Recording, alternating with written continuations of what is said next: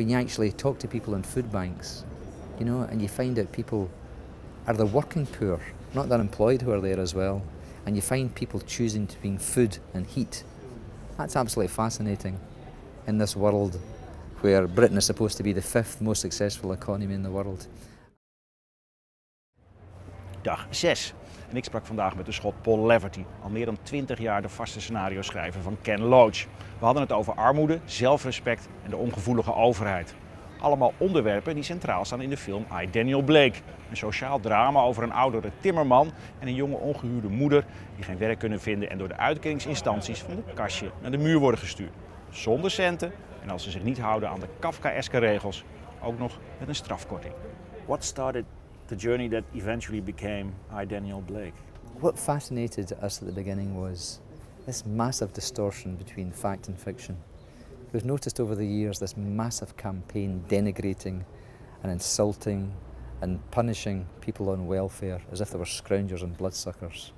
You know, and then there was a statistic that really got me. There were studies done and they found that ordinary people thought that 30% of the welfare budget was fraudulent.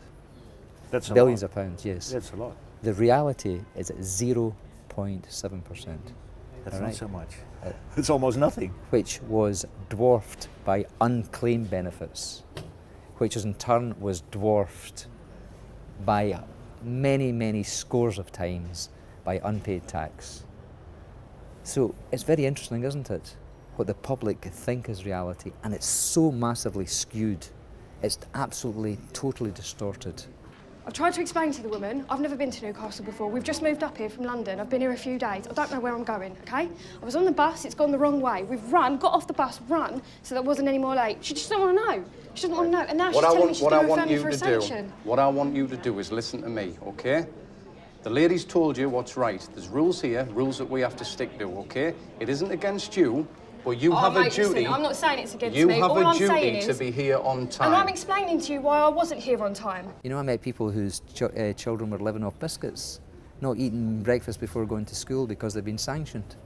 You know, and the sanctions were often arbitrary, you know, often silly, often stupid. I mean, I came across a guy in Edinburgh, you know, where I now live, who was sanctioned because he went to his partner's delivery of his child, and he told them beforehand that he was going into, his wife was going into labour, so he'd miss his appointment, you know. But he was sanctioned, you know. I mean, you just hear stupid stories like that. People 5 minutes late being sanctioned, and then I talked to whistleblowers inside the DWP who'd been given out letters, and they'd been threatened with being put on something. It's Orwellian. PIPs called personal improvement plans if they didn't increase their sanctions. But who wants that? Who wants to break the backs of the poor? Well, this is the very interesting question, because what you have now is a very systematically cruel system where people come up against this great kind of bureaucracy, despite all the, you know, the propaganda from their spokespersons. But the people who live in it are caught up in this. And of course it makes life very difficult, and it makes them scared. People are scared to go and sign on. And if you're scared, you'll accept any old crappy job. You'll accept 0-hour contracts. When you get a no job, heat or no food, you accept everything. Aye, and you don't want to join a trade union because you don't want to be blackballed, you don't want to be kicked out of your job. Even the people inside the DWP were telling me, if you are active with the trade union, you'll never get promotion. And DWP is? The Department of Work and Pensions, inside the welfare the welfare community. So it serves its purpose that people are frightened. You know, it serves, because people who are frightened don't ask questions, they do what they're told, they're more easy to control. I understand, right? But what I gather now is the decision maker. The decision maker's going to be sending you a letter through the post. You're going to have to wait for that, and then you get my kids have got to start school tomorrow. I've got about 12 quid in my purse. Do you know what, all because you can't just calm down and listen to people when they talk. Right, You all again, have to do this. Do you know what? I've listened to you. Rules. You've created a scene. I think I've created this. No, mate, I think you need if to I leave was the going to building. create a scene, you'd know about it. You need to trust leave me. the building. I'm sorry, look. Okay, you need to. You're gonna This have is to go. ridiculous. What am I Jesus supposed Christ! to do? Who's first in this queue? I am. Do you mind if this young lass Come here. signs on first? No, you carry on. There you go. Now you can go back to your desk and let her sign on and do the job that the taxpayer pays you for.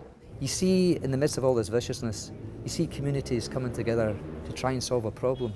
Now, I don't think charity is going to solve the problem, but you know, you met these wonderful people organising the food banks, And I met this woman who ran a food bank in Maryhill in Glasgow, a very poor one, and she said one day that's what happened. And she saw a woman who was quite nervous looking around, and she thought she was looking for a specific type of, you know, food. And it turned out she was looking for anything with a ring pull. So she could eat. So she was with her daughter, and so she was so hungry she just ripped it open and started eating.